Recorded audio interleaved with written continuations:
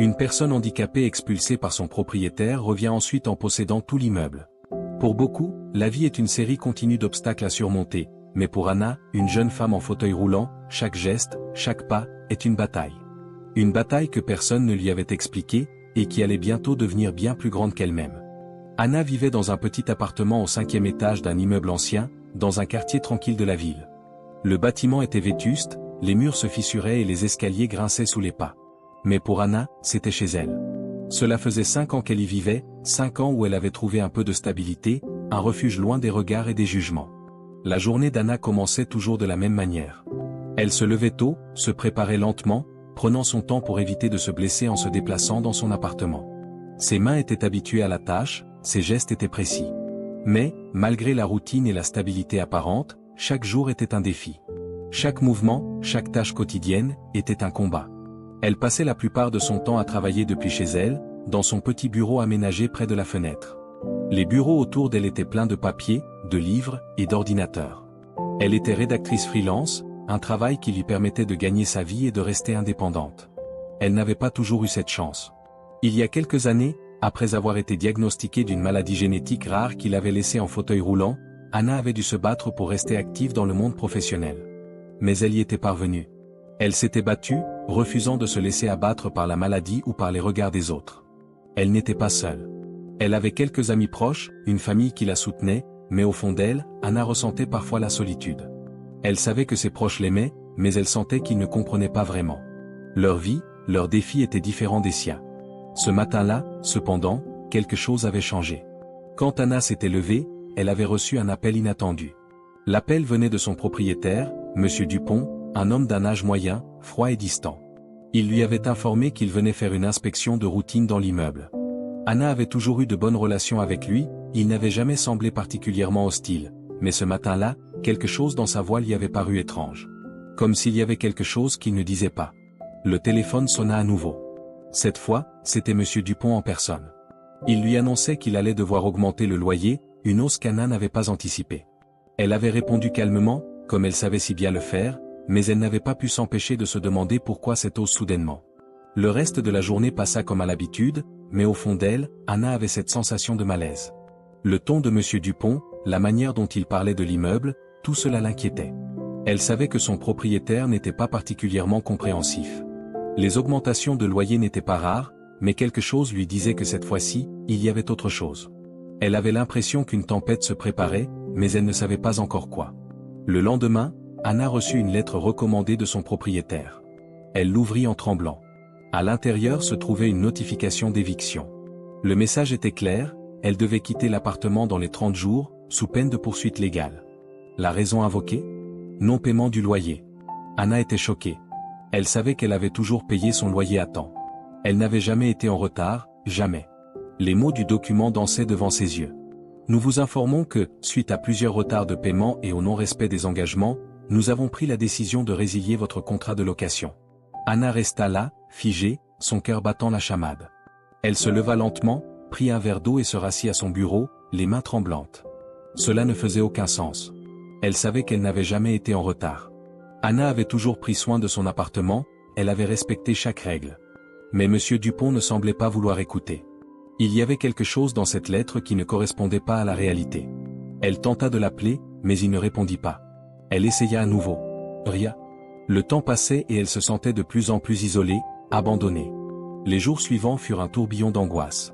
Anna passa des heures à chercher une solution. Elle contacta des avocats, des associations pour les droits des personnes handicapées, mais tout semblait contre elle. Le système était lent, bureaucratique, et personne ne semblait prêt à l'aider. Les employés des différentes institutions lui répétaient la même chose. « Désolé, madame, mais il n'y a pas grand-chose que nous puissions faire. » Les avocats qu'elle consulta lui expliquèrent que, bien que son éviction semblait injuste, les lois étaient souvent du côté des propriétaires. Monsieur Dupont était un homme d'affaires et il savait comment jouer avec le système. Les heures passaient, et Anna se retrouvait de plus en plus désemparée. Elle ne savait plus vers qui se tourner. Elle avait l'impression que tout son monde s'effondrait. Elle n'avait nulle part où aller. Sa famille vivait loin, et même si elle avait des amis, elle ne voulait pas les déranger avec son fardeau. Après tout, c'était son combat, et elle n'avait pas l'habitude de demander de l'aide. Un soir, alors qu'elle était en train de ranger quelques papiers, une idée germa dans son esprit. Et si je pouvais renverser la situation? Et si je pouvais non seulement rester dans cet appartement, mais aussi prouver que M. Dupont était en tort? C'était un sentiment étrange, un mélange de colère et de détermination. Anna savait qu'elle devait agir, mais elle ne savait pas encore par où commencer. Les jours suivants, elle se plongea dans la recherche de solutions. Elle consulta des forums en ligne, chercha des témoignages de personnes qui avaient vécu des situations similaires. Elle se souvint d'un article qu'elle avait lu sur les droits des locataires et des personnes handicapées. L'article mentionnait qu'il y avait des lois spécifiques protégeant les locataires en cas de discrimination liée à un handicap. Anna savait qu'elle devait en savoir plus. Un soir, alors qu'elle parcourait des documents juridiques, elle tomba sur un avocat spécialisé dans les droits des personnes handicapées. Ce fut comme une révélation. Elle décida de prendre contact avec lui le lendemain. Le premier rendez-vous fut un tournant. L'avocat, M. Leclerc, l'écouta attentivement, prit des notes et lui expliqua qu'il y avait effectivement des recours possibles. Il lui parla de la possibilité d'utiliser une clause dans son contrat de location pour contester l'éviction. Si nous pouvons prouver que cette éviction est injustifiée, nous pouvons obtenir une décision favorable, lui expliqua-t-il. Anna se sentit soudainement remplie d'espoir. Ce n'était pas fini. Elle avait un plan, un moyen de se battre. Elle commença à collecter des preuves, des témoignages, et à reconstituer les événements. Cela allait être une lutte acharnée, mais elle était prête à tout. Elle ne se laisserait pas faire. La guerre venait juste de commencer. Les jours suivants furent un véritable tourbillon d'émotions pour Anna. À chaque nouvelle étape, chaque appel qu'elle passait, chaque document qu'elle envoyait, elle se sentait de plus en plus seule, et pourtant, un feu intérieur semblait la pousser à avancer. Elle n'avait plus le luxe de rester inactive. Plus le temps passait, plus elle réalisait que son combat allait bien au-delà d'un simple litige avec un propriétaire. Il s'agissait d'une lutte pour sa dignité, pour ses droits, et pour l'idée que personne, pas même une personne en situation de handicap, ne devait être traitée comme une seconde classe. Elle passait ses journées à consulter des avocats, à lire des articles juridiques, et à analyser minutieusement chaque document qu'elle recevait. Chaque fois qu'elle se plongeait dans les lois sur les droits des locataires et les protections contre la discrimination liée au handicap, elle découvrait de nouvelles informations, de nouvelles failles qu'elle pourrait exploiter. Parfois, elle se sentait découragée par l'ampleur de la tâche, mais l'idée de laisser M. Dupont gagner la faisait redoubler d'efforts.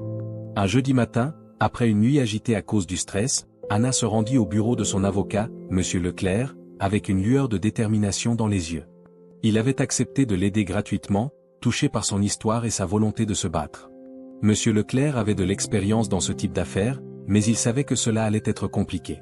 Le système judiciaire, en particulier pour les personnes handicapées, n'était pas toujours favorable. Mais il croyait en elle, et cela suffisait à Anna. Le rendez-vous avec M. Leclerc fut décisif. Après avoir écouté son récit, il l'informa qu'il avait trouvé un argument juridique solide. Selon la législation en vigueur, tout locataire en situation de handicap avait des droits particuliers, y compris des protections contre l'éviction injustifiée. M. Dupont semblait avoir violé certaines de ces règles, et il y avait une possibilité de faire annuler l'éviction. Mais pour cela, Anna devait être prête à engager une longue bataille. Il va falloir prouver qu'il y a des éléments qui justifient l'annulation de cette éviction.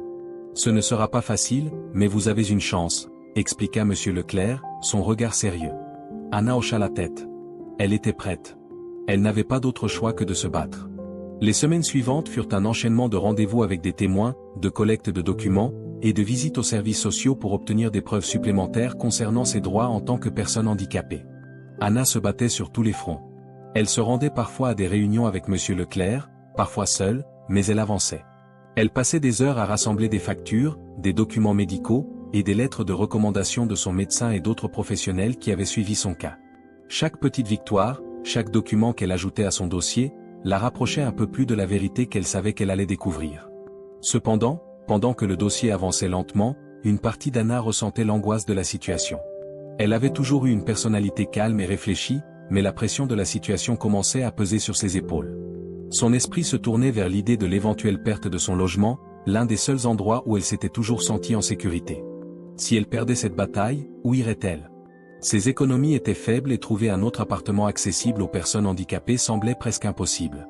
Ses amis, en particulier Sophie, une ancienne collègue de travail devenue une amie proche, la soutenait inlassablement. Sophie passait souvent lui rendre visite pour l'aider à garder la tête hors de l'eau, mais même avec son soutien, Anna sentait une profonde solitude. La plupart des gens n'avaient aucune idée de ce que c'était que de se battre contre un système aussi complexe. Elle se sentait comme une petite voix dans un océan de règles impitoyables. Un après-midi, alors qu'Anna était en train de parcourir un dossier dans son bureau, elle reçut un appel de M. Dupont. Il avait pris l'initiative de la contacter, et même s'il n'était pas encore parvenu à obtenir un accord, il avait une proposition à lui faire. « Je voulais vous donner une dernière chance, Anna. Nous pouvons éviter un procès et vous pouvez partir sans problème, mais je vous propose de quitter l'appartement dans les 10 jours. Si vous acceptez, je peux effacer votre dossier, et tout sera réglé. » Ce fut un moment de tension extrême. Anna savait que ce n'était qu'un stratagème pour la forcer à abandonner. Elle serra les dents, refusant de céder à la pression. « Non, monsieur Dupont, répondit-elle calmement mais fermement. Je ne partirai pas. Vous avez violé mes droits, et vous allez devoir répondre de vos actes. Je ne me laisserai pas faire. » Les mots étaient prononcés avec une telle conviction que monsieur Dupont resta silencieux pendant un moment. Puis, après un soupir audible, il raccrocha. Le refus d'Anna marqua un tournant. Pour la première fois depuis longtemps, elle se sentit puissamment déterminée. L'idée d'abandonner ne faisait plus partie de son vocabulaire. Elle se leva de son bureau et regarda par la fenêtre, observant les passants dans la rue. Les gens allaient et venaient, insouciants de la bataille qu'elle menait, mais Anna savait maintenant que cette bataille n'était pas seulement pour elle, mais pour toutes les personnes comme elle, qui étaient confrontées à des injustices invisibles au quotidien. Le lendemain, M. Leclerc la contacta pour lui donner de bonnes nouvelles, il avait pu obtenir une audience en urgence. Le tribunal allait examiner sa plainte contre l'éviction. Anna n'en revenait pas. Cela signifiait qu'elle avait une chance réelle de renverser la situation, de prouver que son éviction était injustifiée. Mais ce ne serait pas facile. M. Leclerc l'avertit que M. Dupont allait probablement tout faire pour contrer leur démarche. Il avait les moyens financiers et l'influence pour prolonger le procès autant qu'il le pouvait. Mais Anna n'avait pas peur. Elle était prête. Elle se rendit au tribunal quelques jours plus tard, les jambes tremblantes mais résolues. L'atmosphère de la salle d'audience était intimidante, et les témoins qu'elle avait convoqués étaient nerveux, mais ensemble, ils étaient prêts à défendre la vérité. La confrontation avec M. Dupont s'annonçait inévitable. Ce serait un face-à-face où la vérité serait la seule arme dont elle disposerait. La salle d'audience était imposante, une grande pièce austère remplie de bancs vides. Les murs semblaient étouffer l'air, et l'atmosphère était lourde, comme si chaque mot prononcé avait un poids énorme. Anna se sentait petite, presque invisible au milieu de cette grande salle, mais au fond d'elle, quelque chose s'éveillait. Une voix intérieure lui disait que c'était le moment de tout donner, que c'était maintenant ou jamais. À côté d'elle, M. Leclerc était calme, concentré.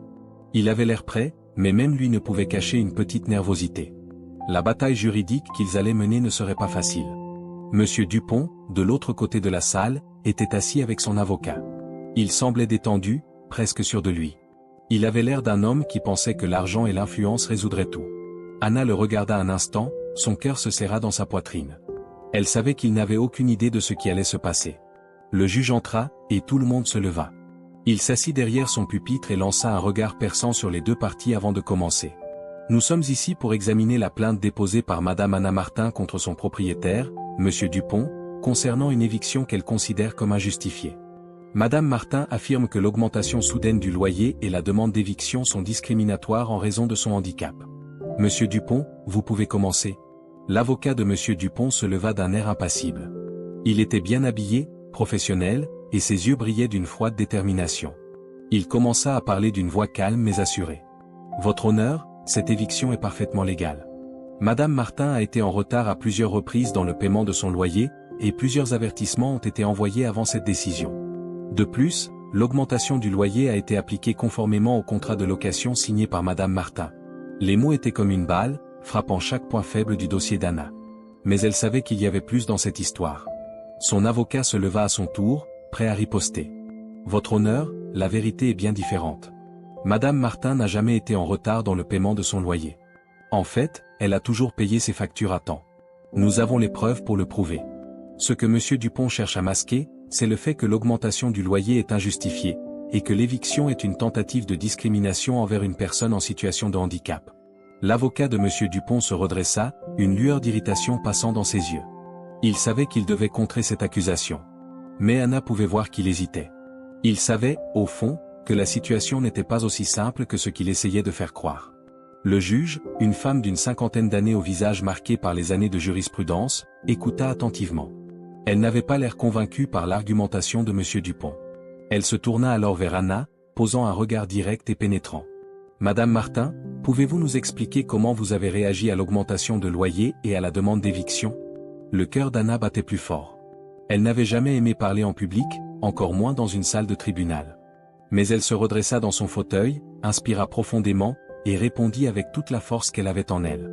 Je suis venu ici aujourd'hui pour prouver que l'éviction de mon appartement n'est pas seulement injustifiée, elle est aussi illégale. Je suis une personne handicapée, et je n'ai jamais été informé de cette augmentation de loyer. Lorsque j'ai reçu la lettre d'éviction, j'ai été choqué. Je n'ai jamais été en retard dans mes paiements. J'ai toujours respecté mon contrat. Mais il est évident que la véritable raison de mon éviction est mon handicap. Monsieur Dupont me considère comme une personne de seconde classe, et il veut me faire disparaître pour maximiser ses profits. Les mots d'Anna résonnèrent dans la salle. Le silence qui suivit fut lourd. Monsieur Dupont semblait mal à l'aise, ses yeux se détournant de la scène, tandis que l'avocat d'Anna ajoutait avec calme. « Votre honneur, nous avons des témoignages, des preuves concrètes qui montrent que Monsieur Dupont a ignoré les droits de Madame Martin en tant que locataire handicapé. Nous demandons l'annulation de l'éviction et la réparation de cette injustice. » Le juge hocha la tête, visiblement impressionné par la fermeté et la clarté du témoignage d'Anna. La bataille ne faisait que commencer, mais Anna sentait qu'elle avait marqué un point. La tension dans la salle monta encore d'un cran. Le juge demanda à entendre les témoins. Le premier témoin fut Sophie, l'amie proche d'Anna, qui témoignait de la manière dont Anna avait toujours payé son loyer à temps. Elle parla de son caractère, de la façon dont elle avait observé Anna lutter pour surmonter les obstacles quotidiens de la vie en fauteuil roulant, et de son respect des engagements financiers. Les témoins suivants apportèrent des éléments clés, des lettres de recommandation, des avis médicaux attestant que le logement d'Anna avait été adapté à ses besoins spécifiques, et un rapport d'un expert en droit des locataires handicapés. Tout au long du procès, Anna observait M. Dupont, qui semblait de plus en plus nerveux. Son calme apparent était en train de se fissurer. Anna savait que chaque mot qu'il disait l'enfonçait un peu plus, qu'il essayait de manipuler la situation, mais qu'il perdait sa crédibilité au fur et à mesure que les preuves s'accumulaient. Lorsque vint son tour de parler une nouvelle fois, Anna sentit une vague d'émotion l'envahir. Elle n'était plus la même personne qu'au début de ce processus. La peur, l'incertitude, tout cela semblait lointain. Elle avait trouvé une force intérieure qu'elle ne savait même pas qu'elle possédait. Elle se tourna vers le juge, prit une grande inspiration, et ajouta. « Je ne me bats pas seulement pour moi aujourd'hui. Je me bats pour toutes les personnes comme moi, pour celles qui sont invisibles aux yeux de la société, pour celles qui sont ignorées, bafouées. Ce que j'ai vécu avec M. Dupont n'est qu'un exemple de ce que vivent tant de personnes handicapées. Il est temps que cela change. » Le juge ne dit rien tout de suite, mais son regard sembla plus doux, plus réfléchi. Elle prit quelques minutes pour analyser les témoignages et les preuves avant de donner son verdict. La salle d'audience était silencieuse. Le juge, toujours concentré, feuilletait les documents devant elle, analysant les arguments et les preuves présentées pendant le procès. Anna se tenait là, les mains crispées sur les accoudoirs de son fauteuil roulant, son cœur battant la chamade. C'était le moment de vérité. Après des semaines de préparation, des nuits sans sommeil à revoir les dossiers, des heures passées à parler avec des avocats et des témoins, tout se résumait à ces derniers instants. Monsieur Dupont et son avocat semblaient confiants, mais une petite lueur d'incertitude brillait dans leurs yeux. Anna avait donné tout ce qu'elle avait, et elle savait que, quoi qu'il arrive, elle avait fait ce qu'elle pouvait pour défendre sa dignité. Le juge leva les yeux, regarda alternativement les deux parties, puis, avec un geste décidé, elle prit la parole. Après avoir examiné toutes les preuves et écouté les témoignages, je rends ma décision. Elle marqua une pause, puis ajouta, je déclare que l'éviction de Madame Anna Martin est illégale. Non seulement l'augmentation du loyer n'a pas été justifiée, mais cette éviction constitue également une forme de discrimination envers une personne en situation de handicap. Madame Martin a le droit de rester dans son appartement et de continuer à vivre dans des conditions décentes, sans crainte d'être évincée. Le verdict tomba comme un coup de tonnerre. Anna sentit une vague d'émotion l'envahir, une émotion qu'elle n'avait pas anticipée. C'était de la surprise, de la joie, mais aussi un sentiment profond de soulagement. Elle avait gagné. Les larmes montèrent aux yeux d'Anna alors qu'elle tournait lentement la tête vers M. Dupont. Il était figé, son visage pâli par la défaite. Il semblait ne pas pouvoir croire ce qui venait de se produire. Pour un homme qui avait passé sa vie à accumuler des biens et des richesses, cette défaite devant la justice semblait être un coup que son ego ne pourrait jamais vraiment supporter. « Merci, votre honneur », murmura Anna d'une voix tremblante. Elle n'avait jamais cru que ce jour viendrait. La justice avait triomphé. Le juge se tourna vers M. Dupont et lui adressa une remarque acerbe. « Je vous conseille de revoir votre comportement à l'avenir, M. Dupont. Vous avez agi de manière imprudente et injuste envers votre locataire. Ce type de discrimination n'est plus toléré dans notre société. » M. Dupont resta silencieux. L'avocat de la défense baissa la tête, visiblement humilié. Anna, quant à elle, n'avait Dieu que pour son avocat, M. Leclerc, qui la regardait avec un sourire bienveillant. « Vous avez fait un excellent travail, Madame Martin, dit-il en lui serrant la main. Votre ténacité et votre courage ont été exemplaires. Vous avez non seulement gagné ce procès, mais vous avez également fait reculer les frontières de l'injustice. La salle d'audience se vida peu à peu, mais Anna resta là, en silence. Le verdict, bien que favorable, n'effacerait pas immédiatement toutes les douleurs qu'elle avait endurées. Mais il marquait le début d'un nouveau chapitre. Un chapitre où Anna ne serait plus jamais victime d'injustice, où elle ne permettrait plus jamais à quiconque de la rabaisser à cause de son handicap. Les jours qui suivirent furent remplis d'une série de démarches administratives. La victoire de l'instant devait être consolidée par des formalités, des lettres officielles et des communications avec des organismes de protection des droits des locataires. Cependant, Anna n'avait jamais été aussi déterminée. Elle savait que, même si cette épreuve était derrière elle, elle continuerait à se battre pour que personne ne soit jamais traité de la même manière qu'elle. Un mois plus tard, Anna se retrouva dans le même appartement, assise près de la fenêtre, regardant la rue en contrebas. Ce n'était plus simplement un appartement, c'était son sanctuaire, un lieu où elle avait non seulement trouvé un toit, mais aussi une nouvelle force intérieure. La lumière de l'après-midi projetait une lueur dorée sur la pièce, illuminant le bureau où elle avait passé tant de nuits à travailler, à écrire, à se battre pour sa survie et pour ses rêves. Anna sourit en pensant à tout ce qu'elle avait accompli. Elle avait prouvé à tous, mais surtout à elle-même, qu'elle était plus forte qu'elle ne l'avait jamais cru. Elle tourna la tête et aperçut une petite boîte sur son bureau. C'était la boîte qu'elle avait reçue quelques jours avant le procès. Elle l'avait mise de côté, n'ayant pas le temps de l'ouvrir. Curieuse, elle l'attrapa et l'ouvrit. À l'intérieur, il y avait une lettre. Un simple mot y était écrit, mais ce mot allait changer sa vie à jamais. Félicitations, Anna. Grâce à votre persévérance et à votre engagement pour la justice, nous aimerions vous proposer un projet. Nous cherchons à lancer une campagne de sensibilisation pour les droits des personnes handicapées, et nous aimerions que vous en soyez l'ambassadrice. Le cœur d'Anna s'emballa. Ce n'était pas une simple lettre, c'était une opportunité. Elle avait maintenant la chance de transformer sa victoire personnelle en quelque chose de plus grand. Elle n'était plus simplement la victime de l'injustice, elle était devenue un symbole de la résistance. Elle pouvait maintenant utiliser son histoire pour changer les choses. « Je vais le faire », murmura-t-elle, un sourire éclatant sur son visage. « Je vais le faire. » Quelques mois plus tard, Anna se retrouva sur une scène, devant une foule attentive, à parler de son parcours et de la lutte pour les droits des personnes handicapées. Elle avait passé des heures à se préparer, mais rien ne l'avait préparée à l'impact de ses mots. Leurs yeux étaient rivés sur elle, et elle savait qu'elle avait une chance de changer des vies. Sa propre vie avait été bouleversée par cette expérience, mais maintenant elle pouvait aider d'autres personnes à ne jamais avoir à vivre ce qu'elle avait enduré. À la fin de son discours, les applaudissements retentirent dans la salle. Anna avait non seulement récupéré son appartement, mais elle était en train de transformer son monde. Elle était devenue une source d'inspiration pour tous ceux qui luttaient contre l'injustice, contre la discrimination, et contre les obstacles que la société leur imposait simplement à cause de leurs différences. Et tout cela, Anna le savait, était dû à sa détermination, à son refus de se laisser abattre, et à sa conviction profonde que la dignité humaine ne pouvait être niée, quel que soit le handicap. Les semaines qui suivirent la réception de la lettre changèrent la dynamique de la vie d'Anna. Ce simple morceau de papier avait transformé sa perception de son propre avenir. Elle n'était plus seulement une victime du système. Elle était désormais une voix importante dans un combat beaucoup plus vaste. La campagne de sensibilisation pour les droits des personnes handicapées, à laquelle elle avait été invitée à participer, devenait rapidement une partie centrale de son quotidien. Ce n'était pas simplement un projet, c'était une mission. Anna commença à travailler avec plusieurs associations de défense des droits des personnes handicapées, rencontrant des dirigeants et des experts qui partageaient ses valeurs et son désir de changer la situation des personnes comme elle. Elle avait l'intention de faire entendre sa voix, mais aussi d'amener ceux qui luttaient dans l'ombre à se lever et à s'exprimer à leur tour.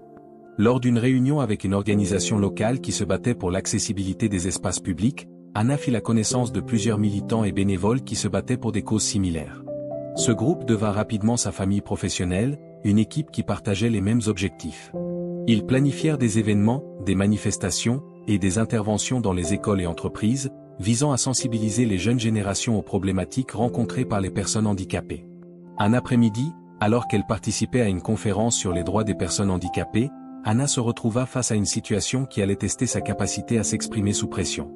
Lors de la table ronde, un membre du gouvernement, que l'on avait invité à partager ses points de vue sur les politiques de soutien aux personnes handicapées, défendit une position opposée à celle qu'Anna et son groupe représentaient. L'homme, confiant et sûr de lui, parla de la lente progression des politiques publiques, mais minimisa l'impact réel que ces politiques avaient sur le terrain. Anna sentit son sang bouillir. Cela faisait des années que le gouvernement avait promis des améliorations pour les personnes handicapées, mais la réalité, c'était qu'il y avait encore des obstacles énormes. Elle leva la main. La salle se tourna vers elle. C'était un moment décisif. Elle n'était plus cette jeune femme timide et hésitante qu'elle avait été au début de son combat. Elle était devenue une militante aguerrie, capable de porter un message puissant. « Je ne peux pas accepter ce discours », dit-elle d'une voix calme, mais ferme. Vous vous rendez compte que la plupart des solutions que vous évoquez ne touchent que la surface des problèmes? Nous avons encore des bâtiments publics inaccessibles, des logements non adaptés, des transports en commun qui excluent une grande partie de la population. Ce n'est pas une question de politique progressiste, c'est une question de changement radical dans la manière dont nous voyons les personnes handicapées. Les mots d'Anna frappèrent la salle comme un éclair. Il y eut un silence lourd, avant qu'un murmure ne parcourt les rangs. Son audace et sa passion avaient secoué l'audience. L'homme du gouvernement ne sut pas comment réagir, et l'événement prit une tournure inattendue. Anna n'avait pas seulement parlé pour elle-même, elle avait parlé pour les milliers de personnes qui se sentaient ignorées, invisibles. Les médias présents à la conférence commencèrent à la filmer. Les interviews suivirent. En quelques jours, Anna se retrouva sous les projecteurs. Elle était devenue un symbole de résistance, de persévérance, et de l'espoir pour ceux qui se sentaient marginalisés. Mais ce n'était pas facile. La célébrité soudaine apporta avec elle son lot de défis. Anna se retrouva parfois épuisée par les interviews et les demandes incessantes des journalistes. Son emploi du temps était devenu surchargé, et bien qu'elle fût ravie de voir son message toucher autant de personnes, elle se rendait compte que son temps personnel était en train de disparaître. Les journées, autrefois tranquilles, étaient désormais rythmées par des appels, des événements et des engagements. Un matin, alors qu'elle se préparait pour un discours dans une grande salle de conférence, Anna s'arrêta un instant pour réfléchir. Son appartement, où elle avait trouvé refuge pendant toutes ces années de lutte, était devenu trop étroit pour la personne qu'elle était en train de devenir. Ce petit espace qui lui avait permis de se relever après l'éviction, de se reconstruire, n'était plus suffisant pour ses ambitions. Anna savait que la prochaine étape de sa vie nécessiterait plus d'espace, non seulement physique, mais aussi émotionnel. Elle ne pouvait plus se contenter de se battre pour elle-même. Elle voulait bâtir quelque chose de durable, un projet à long terme pour les autres. C'est à ce moment-là qu'elle eut une idée. Si elle voulait vraiment faire une différence, elle devait aller au-delà des actions ponctuelles. Elle se tourna vers ses amis et collègues de la campagne de sensibilisation, leur proposant de lancer une initiative beaucoup plus ambitieuse. Un centre communautaire dédié à l'accompagnement des personnes handicapées. Ce centre ne serait pas seulement un lieu de rencontre, mais un véritable espace d'activité, de soutien, de formation, et d'échange pour permettre aux personnes handicapées de se soutenir mutuellement et de prendre le contrôle de leur propre avenir. Le projet prit forme rapidement. Anna, avec l'aide de son réseau, réussit à obtenir des financements, à réunir les bons partenaires et à convaincre les autorités locales de l'importance de ce centre. Elle ne savait pas encore comment elle allait jongler avec ses responsabilités croissantes, mais une chose était claire, ce centre serait sa véritable récompense après toutes ces années de lutte. Ce serait son héritage. L'inauguration du centre eut lieu quelques mois plus tard. Lors de la cérémonie, Anna se tint sur la scène, observant la foule qui se rassemblait dans l'espace nouvellement rénové. C'était plus qu'un lieu physique, c'était un symbole d'espoir pour tous ceux qui, comme elle, avaient été rejetés et laissés pour compte. Ce centre est le vôtre, dit-elle lors de son discours inaugural. Ce n'est pas seulement un lieu où vous pouvez trouver de l'aide, c'est un endroit où vous pouvez vous épanouir, où vous pouvez reprendre confiance en vous, où vous pouvez créer des liens et des projets qui vont au-delà des murs de ce bâtiment. Ce centre représente l'avenir que nous construisons ensemble. Les applaudissements fusèrent. Les regards qui se tournaient vers elle étaient pleins de gratitude et de respect. Anna avait accompli ce qu'elle avait toujours rêvé de faire, elle avait changé sa vie, mais aussi celle de tant d'autres personnes. Elle avait transformé l'adversité en une force collective. Au fur et à mesure que les mois passaient, le centre devint un point de repère pour la communauté des personnes handicapées. Des ateliers étaient organisés, des événements sociaux, des formations professionnelles. Anna était présente à chaque étape, apportant son expertise et sa passion à ceux qui venaient chercher des réponses. Un an après l'ouverture, Anna était invitée à parler au Parlement sur les politiques de soutien aux personnes handicapées. Lors de son discours, elle exprima son idée de créer des centres similaires dans toute la France, afin d'offrir à chaque personne handicapée l'opportunité d'accéder à un espace d'accueil et de soutien où elle pourrait s'épanouir. Le projet fut accueilli favorablement, et elle obtint des financements pour étendre l'initiative à d'autres régions. Anna n'était plus une simple locataire, une personne battue par la vie. Elle était devenue une figure incontournable de la défense des droits des personnes handicapées, une femme qui avait changé le cours de son destin et de celui de milliers d'autres. Elle se tenait devant un public en larmes, leur cœur rempli de reconnaissance, se souvenant de ce jour où elle avait été jetée dehors par son propre propriétaire. À ce moment-là, elle ne savait pas que cette épreuve serait la clé de sa transformation. Aujourd'hui, elle n'était pas simplement propriétaire de son appartement, mais bien de son propre destin. Les mois qui suivirent l'inauguration du centre furent une période de bouleversement positif pour Anna. À chaque journée qui passait, elle voyait de plus en plus de personnes venir au centre avec des visages pleins d'espoir, certains timides, d'autres plus confiants, mais tous porteurs d'une histoire, d'une lutte, d'un rêve. Le centre était devenu bien plus qu'un simple espace physique. C'était un lieu où des vies étaient transformées, un lieu de solidarité et de réconfort, un sanctuaire où les personnes handicapées pouvaient retrouver leur dignité et leur confiance. Anna avait toujours cru que les vrais changements ne se produisaient pas uniquement dans les tribunaux ou les bureaux des décideurs politiques, mais dans la vie quotidienne des gens. Chaque sourire, chaque remerciement, chaque geste de soutien qu'elle recevait en retour était pour elle une victoire. Elle avait pris une décision un jour de ne pas se laisser abattre, de ne pas accepter d'être réduite à sa condition, et aujourd'hui, cette décision résonnait comme un écho dans chaque aspect de sa vie. Un jour, après avoir animé un atelier de formation sur les droits des locataires pour des personnes handicapées, un jeune homme s'approcha d'elle. Il était nouveau dans la ville, à la recherche de réponses, tout comme Anna l'avait été autrefois. Il avait l'air timide, presque honteux, comme s'il n'avait pas encore trouvé sa place dans ce monde qui semblait parfois l'ignorer. « Merci beaucoup, Madame Martin », dit-il, les yeux brillants. « Je ne pensais pas que des gens comme moi pouvaient avoir une chance. Vous m'avez donné espoir. Je vais maintenant poursuivre mes études et trouver un emploi, j'ai compris aujourd'hui que je ne devais plus m'excuser d'être moi. » Ces mots touchèrent profondément Anna. Elle savait qu'elle avait accompli quelque chose de bien plus grand qu'elle-même. Ce n'était pas juste un projet, une initiative ou un centre.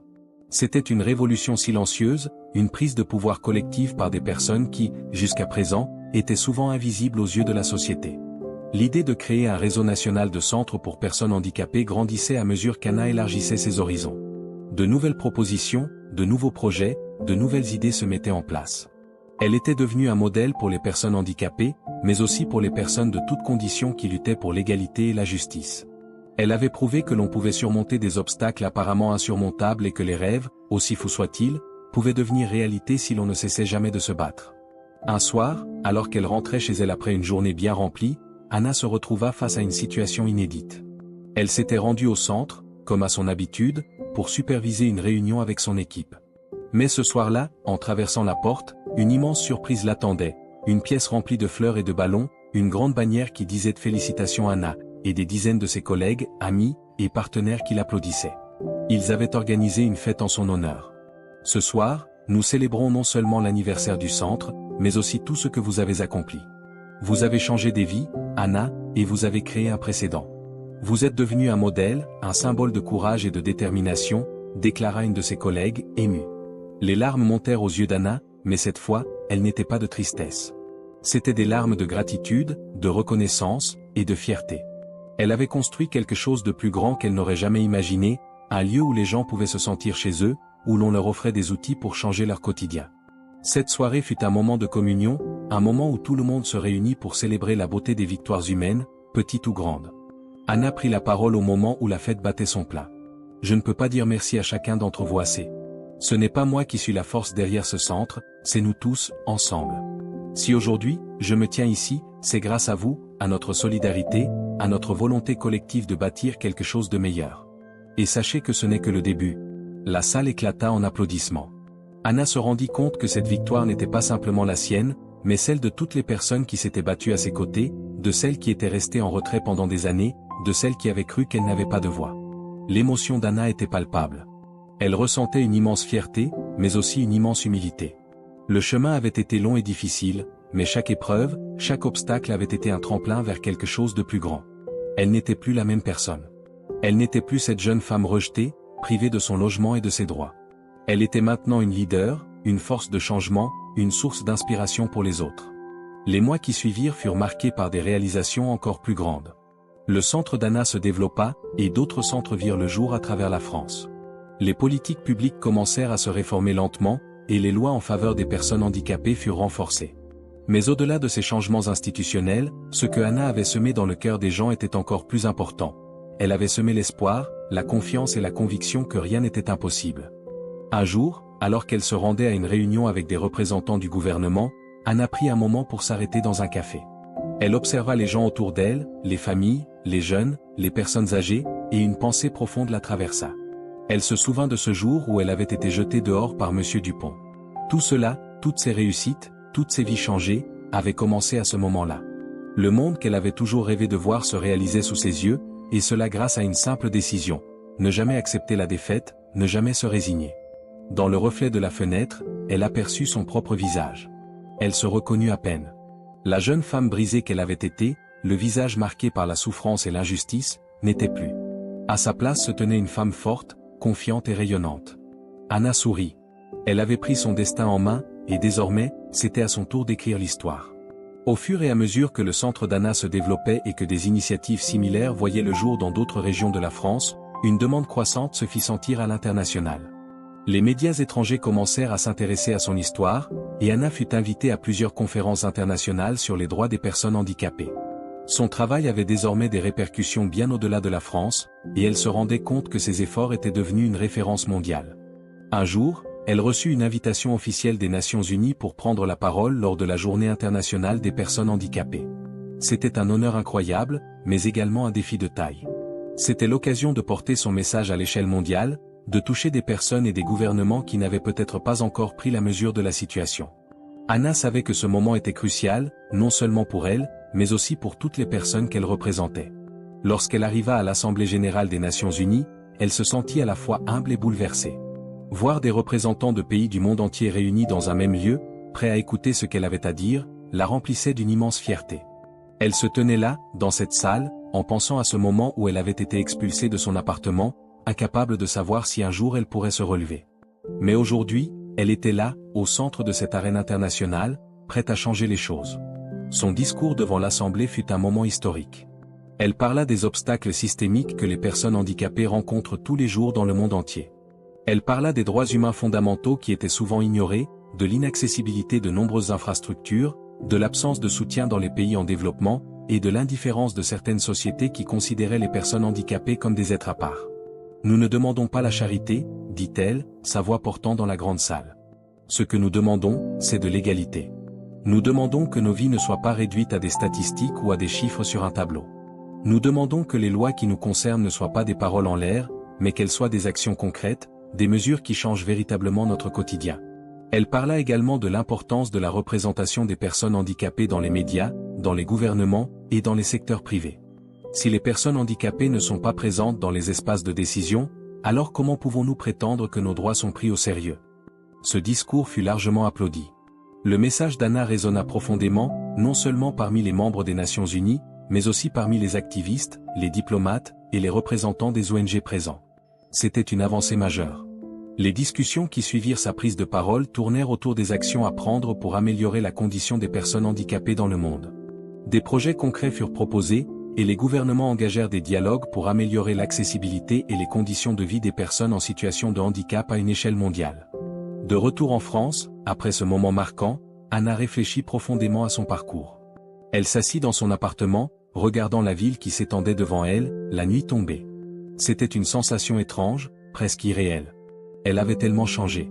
Ce qui avait commencé comme une lutte personnelle était devenu un mouvement mondial. Ce qu'elle avait imaginé, des années plus tôt, comme un simple centre pour les personnes handicapées, était désormais une organisation qui inspirait le monde entier. Les prochains mois furent remplis de nouveaux défis. Le centre d'Anna, devenu une référence internationale, attira des financements et des collaborations de plus en plus nombreux. Des entreprises internationales se mirent à intégrer des programmes d'inclusion, à revoir leur politique d'accessibilité et à embaucher davantage de personnes handicapées. Des gouvernements, inspirés par les actions menées par Anna et ses alliés, mirent en place des législations plus strictes et plus favorables aux personnes handicapées. Mais malgré cette reconnaissance internationale, Anna resta fidèle à sa mission première, les personnes, leur dignité et leurs droits. Elle refusa les récompenses et les distinctions honorifiques, préférant rester proche des individus qu'elle avait toujours voulu aider. Elle comprenait que sa plus grande récompense ne résidait pas dans les honneurs qu'elle recevait, mais dans les changements réels qu'elle avait pu provoquer dans la vie des gens. Un après-midi, lors d'une réunion avec son équipe, elle exprima une pensée qui résumait bien son état d'esprit. Nous avons réussi à transformer une vie, puis plusieurs, et aujourd'hui des millions de vies sont impactées. Mais notre travail n'est pas terminé. Chaque jour, de nouvelles personnes arrivent, des personnes qui ont besoin de soutien, des personnes qui ont encore l'impression que leur voix est ignorée. Nous devons continuer à avancer. Cette déclaration, simple mais puissante, reflétait le cœur de sa vision. Pour Anna, l'inclusion ne serait jamais un projet terminé. Chaque nouvelle victoire était suivie de nouveaux défis. Et même si les fondations étaient désormais solides, le chemin restait encore long. Mais ce chemin, elle ne le parcourait plus seule. Avec son équipe, avec ses alliés et avec chaque personne qui partageait son rêve, elle continuerait de bâtir un avenir où l'égalité serait la norme. Un jour, alors qu'elle se tenait au sommet d'un gratte-ciel à Paris, regardant la ville en contrebas, Anna se rendit compte que ce qu'elle avait accompli n'était que le début. Il y avait encore tant à faire, mais la route qu'elle avait tracée ne reviendrait jamais en arrière. Elle avait ouvert une porte qui ne se refermerait jamais. Ses yeux se posèrent sur les lumières de la ville. Elle pensa à tout ce qu'elle avait traversé, et un léger sourire se dessina sur son visage. Elle avait pris l'injustice et en avait fait une force. Elle avait pris son destin en main et avait forgé un avenir plus juste pour tous. Et maintenant, elle savait que son histoire, son combat, ne ferait que continuer, inspirant d'autres à se battre pour leurs droits, leurs rêves et leur dignité. Avec le temps, Anna devint une figure respectée et influente, mais elle savait que sa véritable réussite ne résidait pas uniquement dans les titres ou la reconnaissance publique. En effet, sa plus grande satisfaction venait des changements profonds qu'elle avait aidé à créer dans la société, mais aussi de la façon dont ces changements avaient influencé les vies des personnes qu'elle avait rencontrées au cours de son voyage. Il y avait, bien sûr, des moments de fatigue, des périodes où la pression devenait trop forte. Les responsabilités pesaient lourdement sur ses épaules, et parfois, elle se retrouvait à se demander si elle pourrait continuer à tout gérer. Mais dans ces moments-là, elle pensait à la première fois où elle avait vu quelqu'un se lever pour prendre la parole dans le centre, ou à la fois où une mère avait remercié l'équipe pour avoir offert à son fils handicapé une opportunité qu'il n'aurait jamais eue ailleurs. Ces petits moments étaient la source de sa résilience. Un samedi matin, alors qu'Anna se promenait dans un parc, elle aperçut un groupe de jeunes adultes avec des handicaps qui participaient à un atelier sur l'autonomisation et l'entrepreneuriat. Ces jeunes, motivés et pleins de rêves, avaient suivi un programme du centre. Anna s'arrêta un instant pour les observer de loin. Les voir interagir, échanger des idées et parler de leurs projets avec une telle assurance la toucha profondément. À cet instant précis, elle comprit que son travail avait permis à ces individus de s'émanciper et de se donner une voix. Ils étaient devenus les nouveaux leaders, les nouveaux combattants pour l'égalité. Elle se rappela aussi de ses premiers moments au centre, de la petite équipe qu'elle avait constituée avec l'aide de quelques amis. Ce projet qui semblait si modeste à l'époque était devenu aujourd'hui un véritable empire de soutien, de solidarité et de défense des droits des personnes handicapées. Elle n'aurait jamais imaginé que tout cela serait possible. Anna s'assit sur un banc, perdue dans ses pensées. Elle se souvint de la première fois où elle avait rencontré M. Dupont, son ancien propriétaire. Elle n'avait alors jamais imaginé que l'injustice qu'elle avait subie pourrait mener à quelque chose de si grand. Dans ses moments les plus sombres, elle avait cru qu'il était la source de son malheur, mais il était, en réalité, la clé de son avenir. Si elle n'avait pas été évincée, elle n'aurait peut-être jamais trouvé le courage de se battre. Cette expérience l'avait forgée, lui donnant la force de faire face à des obstacles beaucoup plus grands que ce qu'elle avait imaginé. Anna pensait aussi à sa famille. Ses parents, qui au début avaient douté de son projet, étaient maintenant ses plus grands soutiens. Ils étaient fiers d'elle, non seulement pour ce qu'elle avait accompli, mais aussi pour la façon dont elle avait changé leur perception du handicap. Ils avaient vu leur fille se transformer en une leader inspirante, et cela leur apportait une immense fierté. Ils comprenaient maintenant que le véritable courage ne résidait pas dans la confrontation avec des adversaires visibles, mais dans la persévérance face à l'invisible, dans la capacité à se tenir debout après chaque chute. Ses amis, eux aussi, avaient évolué.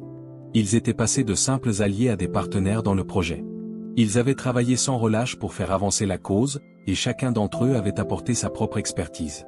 Les relations qui s'étaient formées au fil du temps étaient devenues des amitiés solides, fondées sur des valeurs communes, sur le respect mutuel et l'engagement pour un avenir meilleur. Mais ce qui marquait particulièrement Anna, c'était de voir les jeunes générations prendre le relais. Des jeunes avec des handicaps variés, des jeunes qui n'avaient jamais eu l'opportunité de s'exprimer avant, devenaient des acteurs actifs du changement. Des ateliers, des conférences et des forums étaient organisés pour eux, afin de leur donner la parole et de les encourager à poursuivre leurs rêves, à ne pas se limiter. Elle était convaincue que cette nouvelle génération serait encore plus audacieuse et plus déterminée qu'elle ne l'avait été. Anna avait également commencé à écrire. Ses réflexions, ses expériences et ses apprentissages avaient pris la forme de livres et de mémoires. Elle voulait partager son parcours, mais aussi les leçons qu'elle avait tirées. Elle souhaitait que les autres comprennent qu'il ne s'agissait pas simplement de lutter contre un système injuste, mais de changer la perception des personnes handicapées, de les voir non pas comme des victimes, mais comme des individus capables de réaliser des choses incroyables. Elle voulait que son histoire inspire d'autres à se battre, non seulement pour leurs droits, mais pour leur avenir. L'un des projets qui lui tenait à cœur était la création d'un programme éducatif pour les jeunes activistes handicapés. Elle savait qu'il était essentiel d'enseigner aux jeunes générations comment mener des campagnes de sensibilisation, organiser des événements, et surtout, comment défendre leurs droits dans un monde où beaucoup de voix étaient encore étouffées. Elle envisageait des partenariats avec des universités, des ONG et des gouvernements pour offrir des formations et des stages aux jeunes militants. Un autre projet ambitieux qu'elle lança en collaboration avec des partenaires internationaux était la création d'un fonds d'innovation destiné à financer des projets technologiques visant à améliorer la qualité de vie des personnes handicapées. Ce fonds serait dédié à soutenir des entreprises et des chercheurs développant des technologies d'assistance, des outils de communication et des dispositifs de mobilité accessibles à tous. Les années passèrent, et Anna vit son travail se multiplier et s'étendre. Le centre qu'elle avait fondé s'était transformé en une organisation globale, avec des branches dans plusieurs pays. Elle avait maintenant un rôle stratégique à jouer, guidant les politiques, les gouvernements et les entreprises pour les sensibiliser à l'importance de l'inclusion. Cependant, Anna n'oubliera jamais ses racines, ni les premières raisons qui l'avaient poussée à se battre. Parfois, elle retournait au centre, pour voir les sourires des gens qui y entraient, pour se rappeler d'où tout avait commencé. Ces moments de retour à l'essentiel lui rappelaient pourquoi elle s'était lancée dans ce combat, et pourquoi elle continuerait à avancer. Dans les années à venir, elle espérait que son travail servirait de tremplin pour d'autres, qu'il encouragerait davantage de personnes à se battre pour leurs droits, leur dignité, et pour un avenir où l'égalité serait non seulement une promesse, mais une réalité vécue. Anna savait qu'elle n'était qu'un maillon dans une chaîne de changement, mais cette chaîne, elle en était fière. Elle continua à guider le centre, à inspirer des générations de militants, et à défendre les droits des personnes handicapées à l'échelle mondiale. Son histoire n'était plus celle d'une simple jeune femme qui avait été rejetée, mais celle d'une pionnière, d'une activiste qui avait redéfini ce que cela signifiait être une personne handicapée dans la société moderne. Elle était la preuve vivante que, même face aux obstacles les plus durs, on pouvait toujours se relever, se battre, et créer un avenir meilleur pour soi-même et pour les autres. Les années avaient passé, mais pour Anna, chaque jour semblait apporter de nouvelles luttes, de nouveaux défis. Lorsqu'elle regardait en arrière, elle réalisait à quel point le chemin qu'elle avait parcouru avait été tortueux. Chaque victoire, aussi petite soit-elle, avait été durement gagnée, et chaque pas en avant avait été accompagné de doutes, de peurs, de moments où elle se demandait si elle en était capable. Il y avait eu des moments de solitude extrême. Parfois, même entourée de l'équipe qu'elle avait formée et des milliers de personnes qui la soutenaient, Anna se sentait seule. Il y avait des nuits où elle s'endormait épuisée, son esprit agité par la réflexion sur les décisions à prendre et les choix difficiles à faire. Parfois, elle se demandait si elle avait fait le bon choix en mettant toute son énergie dans ce combat. Cela en valait-il vraiment la peine? Ces questions la hantaient souvent, surtout lorsqu'elle rentrait chez elle après une journée de travail épuisante. La solitude de son appartement lui pesait parfois plus lourd que les combats qu'elle menait pour la cause. Ses amis et sa famille avaient leur propre vie, et bien qu'ils la soutiennent sans réserve, personne ne pouvait comprendre ce qu'elle traversait au quotidien. Les sacrifices qu'elle faisait, les anniversaires manqués, les moments de répit oubliés étaient difficiles à digérer parfois. Elle se sentait coupable, mais aussi déterminée à ne pas arrêter. Après tout, elle savait que son travail était plus grand qu'elle-même. Cela faisait partie du prix à payer pour faire une différence. En même temps,